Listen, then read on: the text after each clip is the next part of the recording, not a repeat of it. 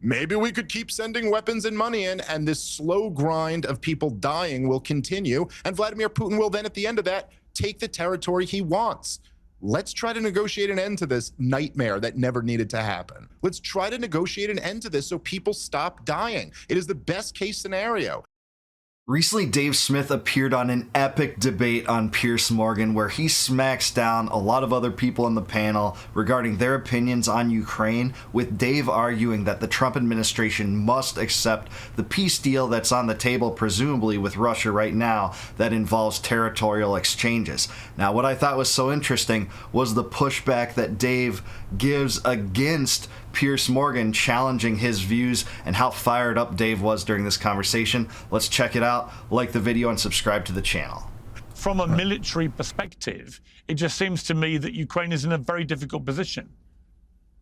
Yeah, I mean, part of this, I think, comes down to how exactly you define winning or losing. I mean, I think if we're all being fair, the truth is that Ukraine put up a much better fight than many of us imagined they would have, and I'll say myself included in that. I think it was back in 2014 where Vladimir Putin said, I don't remember if he said 1 week or 2 weeks, but he said, I could be in Kiev in a week or 2 weeks. And that certainly wasn't the case. You know, Ukraine put up a very good fight and they protected Kiev. And there's a part of that, at least, is that the Ukrainians were much more formidable than most of us thought they were.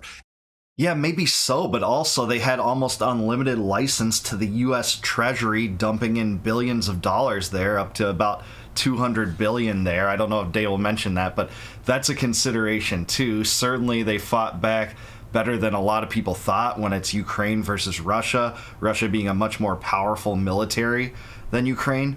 But they were backed by NATO and the United States, being treated essentially as a de facto NATO power even before Putin invaded, because remember, there was the civil war that started there after the U.S. overthrew that regime in 2014 in Ukraine, replacing it with one antagonistic toward Russia. And part of that is also that they had a kind of blank check from the Biden administration and the Western world. Part of that is that since 2014, NATO has been doing joint military training exercises with the Ukrainian military.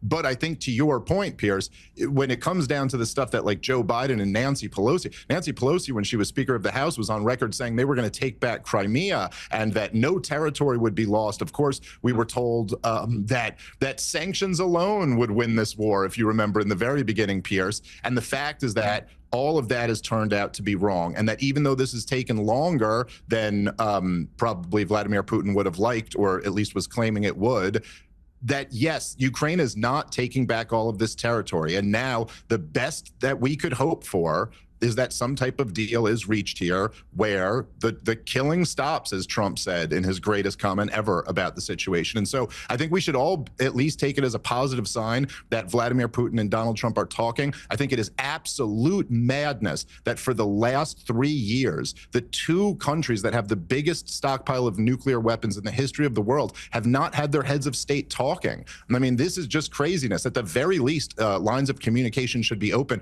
which they Yeah, that's exactly right. That's one of the good things Trump did during the start of this administration, is reopen discussions with Putin. That alone is good. I hate to say most of the policy toward Ukraine has remained status quo Biden foreign policy in many regards, in almost every regard, actually. But Dave's right. Pelosi did try to fan the flames of this, saying that they're going to retake Crimea. In 2014, you had John McCain and Lindsey Graham on the ground there saying to, a hyped group of Ukrainian nationalists, this is the year of aggression toward Russia. Saying that we can sanction them to death. That's something that Trump has flirted with too, saying that sanctions and secondary tariffs are the way to win this war. That's just preposterous. So this is a new avenue. This is what needs to be embraced, this peace deal. We're not at all under the Biden administration. So I'm happy that this thing has pivoted. I don't know if it's true that Vladimir Putin has no interest in ending this. I've seen it reported that he's at least been signaling that he would be willing to settle for the Donbass region and like transportation to Crimea in the south there, but give back some of that territory. Let's all hope that that's true, because the truth is, Piers, as Scott Horton has told you, as your brother-in-law has told you, the only option here is to send in the 82nd Airborne, and the people of America simply are not willing to do that. We're not willing to actually go to direct war with Russia over whether Luhansk is controlled by Moscow or Kiev. Yeah, he's right. And even the European powers aren't talking about that. They aren't putting troops on the ground or flirting with it. There's no real talk of regime change in Russia because that's absolutely absurd and would provoke, Article 5 of NATO and a hot war versus a nuclear power. That's something that even American politicians, the most zealous ones among them for Ukraine, in favor of Ukraine, like Lindsey Graham and others, haven't been willing to suggest that they want to do because it's just preposterous. So what we have here is status quo control of the Donbass by the Russians, and there's nothing to dislodge them. No policy prescription to do that outside of something that would be catastrophic for all sides. So Dave's right. I don't doubt for a moment that Putin and a lot of people on the Russian side genuinely did feel an element of NATO pushing its luck, encroaching too far, representing a threat to Russian security. I'm sure they do believe that, but that doesn't give them the justification to, as I see it, illegally invade a sovereign democratic European country. And yeah, that's right. I agree with that. But also, it doesn't give the United States the right to overthrow a democratically elected country in 2014 to specifically antagonize Russia and set it up for a condition where there was a civil war prior to Putin's invasion in 2022. That invasion came 7 years into that civil war over the Donbass, where you had Ukraine shelling villages in the Donbass because they wanted to break away from Ukraine. They wanted autonomy, and at one point Ukraine promised it in the manifestation of the Minsk II agreement, which provided that Ukraine would provide those regions with political autonomy. They never did that. So this war didn't begin in 2022, Piers. Nor do I believe that that is the only motivation for it. I think that Putin's actions in the last 2 decades make it crystal clear that he very much regrets the breakup of the Soviet Union, and if he got the chance, he'd very much reform it. Well, I don't think that Putin has really expressed that he would reform the Soviet Union. He certainly has lamented the fall of the Soviet Union and the former greatness of the Russian Empire. But just a few points here, because number one, I do think the most important thing for me to say is that I strongly disagree with our Russian guest here, who described this as a defensive war or a war of necessity. I mean, I think that's just factually not true. This was a war of choice, and it was a war of aggression. And even though it is laughably absurd to call it unprovoked, Vladimir Putin still did make the choice to launch this war, and he is responsible for the enormous amount of human suffering that has come as a result of it. That being said, the defenses here and the responses are laughable. I mean, I was actually chuckling when you said, you're needling him for not calling it a war rather than a special operation. Piers, the last time the U.S. declared war was World War II. Legally speaking, every single war since then, the legal defense for it is that it's not a war, it's a military action. Yeah, including Vietnam, where something like, 60,000 U.S. troops were lost. Korea, about the same amount. Those weren't war in terms of legal definitions because the U.S. just doesn't declare war anymore. It largely allows its executives to just launch wars with few challenges to that authority. They say the War Powers Act does that, but the War Powers Act is an unconstitutional law that gives the president powers that the founders never envisioned. So Dave is right there. Yeah, this propaganda is silly. This was a war of choice leading all the way back to the 90s, where even the Clinton administration decided to betray James Baker's statements to Gorbachev and move NATO to the east, all the way to Russia's border. Many administrations were complicit with it. George W. Bush went to Bucharest and said, Ukraine will be part of NATO. We know from the Niet means Niet memo sent by William Burns to Condoleezza Rice that was Russia's red line, that you couldn't include Ukraine in NATO. They still flirted with it. Same with in the Obama administration. Trump gets in there, he withdraws from the INF treaty, he sanctions Russia for taking Crimea, and he blasts Russia for giving Snowden asylum, and he sends military offensive weapons to Ukraine. So this was indeed a war of choice. This all happened before Putin invaded, again, 7 years into a civil war there. Vietnam, Iraq, Serbia, Afghanistan, all the ones you could think of were not declared wars. So that's a little bit rich. And look, the fact is that Vladimir Putin made it crystal clear that Ukrainian entry to NATO was his red line. And this point about Finland's in there now, irrelevant. He never said that was his red line. He said Ukraine was. And it is a fact that in the Bucharest summit in 2008, NATO announced Ukraine was coming in. It is a fact that U.S. politicians kept pushing this over and over and over again for years against the warnings of Vladimir Putin and the entire Russian establishment. And it is a fact that the National Endowment for Democracy and the USAID poured close to $100 million into the Maidan Revolution. And if we can't be honest with ourselves and look back at this and go, why on earth were we constantly, look, I'm not Russian, I'm not Ukrainian, I'm American. I care about my country as you guys should care about yours. But we should ask ourselves why on earth we embarked in the policy of needling Putin over and over and over again when he had very realistic demands. Stoltenberg, the former head of NATO, said, he admitted that Vladimir Putin sent him a draft treaty in 2022 before he invaded the country, or late 21, and all he asked was that we put in writing that Ukraine will not be brought into NATO. Who on earth can look back at this and say we shouldn't have at least attempted to pursue a path where we would give him that a security guarantee? Yeah, of course. That's what America would demand too if Putin was trying to launch a coup in Canada. Let's say it was successful. Then after that, hey, you're going to be part of our military alliance. And by the way, here's millions of dollars of weapons, some of which are offensive and some of which are ballistic missile systems that you can attach H-bombs to. That's what that would be like. I think we know what that would be like in the United States response because it played out in 1963 in the Cuban Missile Crisis. That would not be acceptable to the U.S. government. So Dave is right.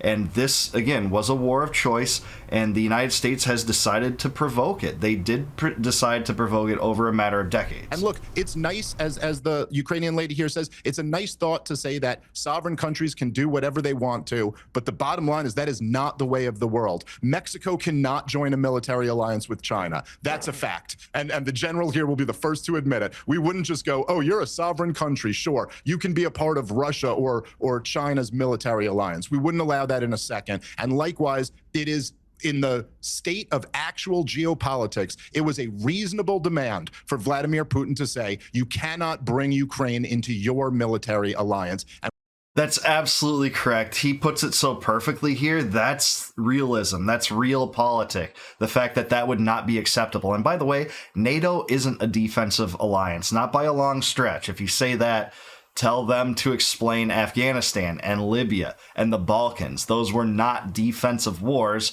They were part of a U.S. empire building scheme. That the U.S. wasn't attacked by any of those countries. NATO countries weren't attacked by any of those countries. Just the U.S. used NATO as the European wing of its empire building scheme in those contests. we should have put that in writing a long time ago. And I believe there's a very good chance that this war never would have happened.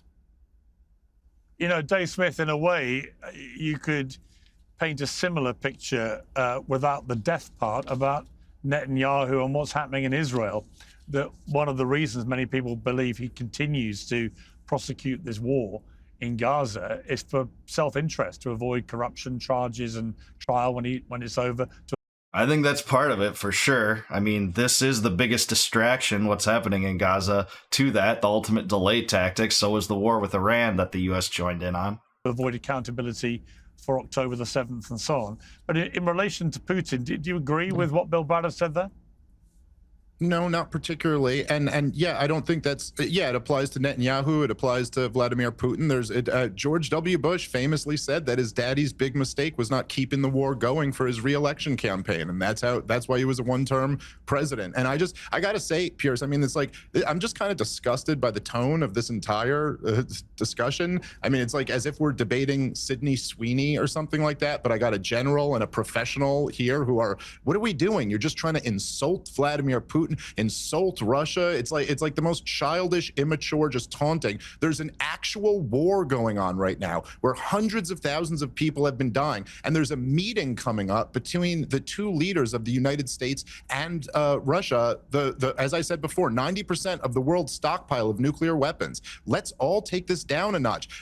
Vladimir Putin has at least signaled recently that he maybe is open to the idea of keeping the Donbass region, Donetsk and Luhansk, of getting a corridor to Crimea, and of leaving some of the other territory. Why are we not all pushing in that direction? And yeah, absolutely. What America needs and the America First solution is détente, but our criminal regime is giving us another Cold War. And it has been for several years. I mean, it goes further than the last 3 years. It's been pushing to this point for several decades, but he's right. You know, what territorial changes are going to be involved is, I guess, anyone's guess.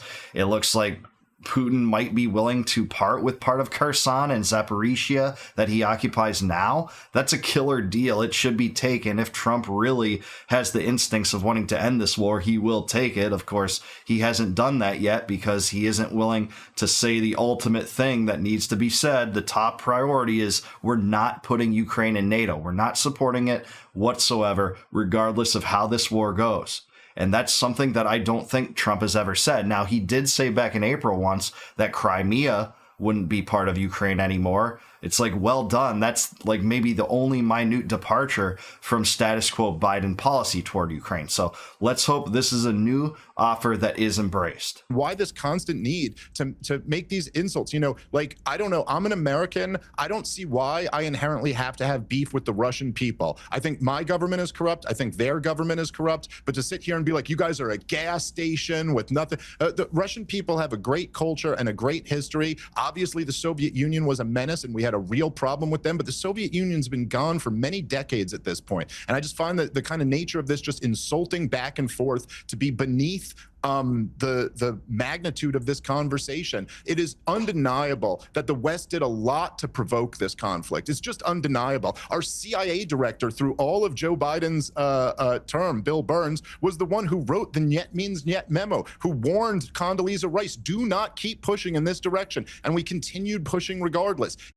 He's absolutely right. And if you're not sure what that memo is, it was a memo declassified by WikiLeaks. Thank you to the heroic Julian Assange for that, by the way. And I think it came from 2008 at the tail end of the Bush presidency. It might have been 2007. But that memo said indeed that William Burns, who was the CIA director under Biden, had surveyed all the political factions within Russia, and all of them to a T said that is the one thing we align on. We disagree on maybe lots of other things regarding foreign policy, but all the Russians said Ukraine's entry into NATO is a red line that they cannot cross. That would bring about a military excursion. It says that in the memo. So they were warned, but they still went along with this policy. It's resulted in this catastrophe. Like I said before, Piers, I'm not absolving Vladimir Putin of any responsibility. He launched this war and he's responsible for the destruction. But for God's sake, Piers, you start this at the beginning asking, like, but what's the actual plan? Like, what's the military plan for how you can evict the Russians? Nobody here has anything. Yeah, no, I agree with Dave with that. The only pushback I'd give, Dave, is I don't believe Putin alone, initiated this war. Again, he invaded the Donbass after the Donbass had been shelled off and on for about 7 years, since 2014, when the Yanukovych government was overthrown with help from the U.S. via U.S. aid, as Dave did recount. So, yeah, I would, put responsibility on Putin, but certainly not for starting the war.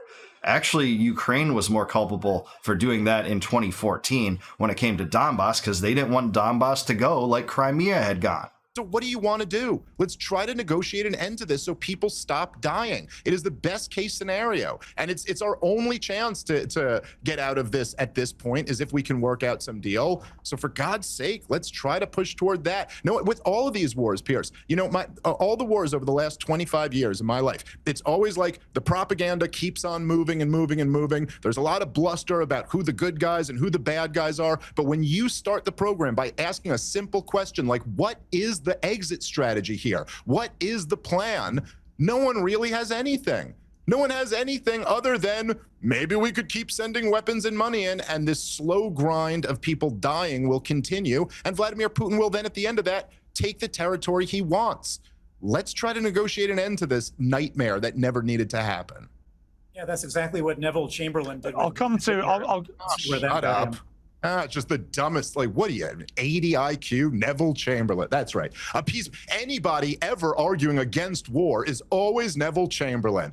That is the one and only lesson of history, that appeasement never works and aggression is always right. Why don't you take some of the lessons from appeasement doesn't work with a dictator. You obviously don't know Vladimir Putin. Appeasement, we appease dictators all over the planet right now.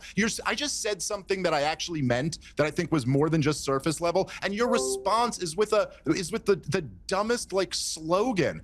We appease dictators all over the world. We overthrow democratically elected governments and prop up dictators. What are you even talking about?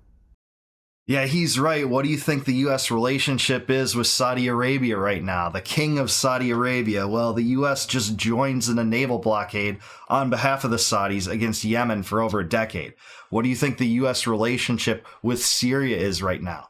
The U.S. aligns with the former leader of Al-Qaeda that formed the Al-Qaeda affiliate in Syria to prop him up, because now he's close to Israel, because Israel desperately wanted Assad to be removed, and he eventually was, with the helps of the Turks and the United States to some extent. And that is propping up a dictatorship. So this happens all across the world. It's not just in the Middle East, but yeah, the U.S. props up dictatorships all the time. The stupid Neville Chamberlain response is part of America's civil religion. It's the only thing they ever say against anyone that avoids or wants to avert any kind of war. Never taking any of the examples since then. Never applying what happened in Iraq or Afghanistan or Syria or Libya or the Balkans or all the disastrous wars that the U.S. has been involved with.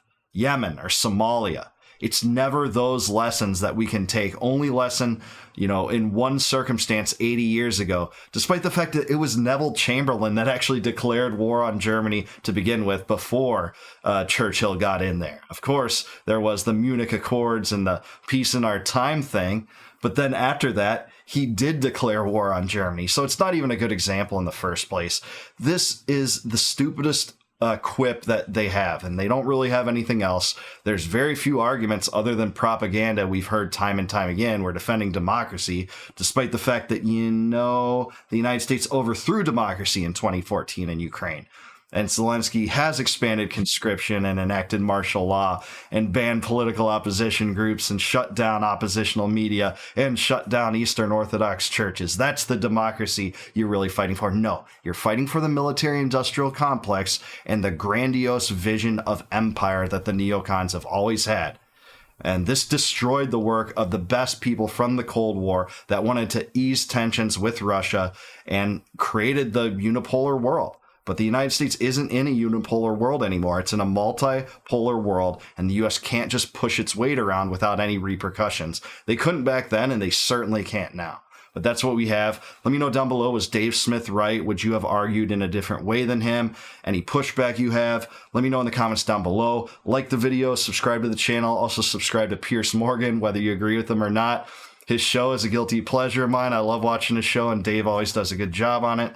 And please consider becoming a YouTube member. If you click the join button below, you can help support the channel. I will greatly appreciate that. And as a gift, in exchange, I will give you access to all my videos before they go live on YouTube. And until I see you guys next time, no more war, no more debt, no more inflation, and no more empire. Peace out, guys. Catch you in the next one.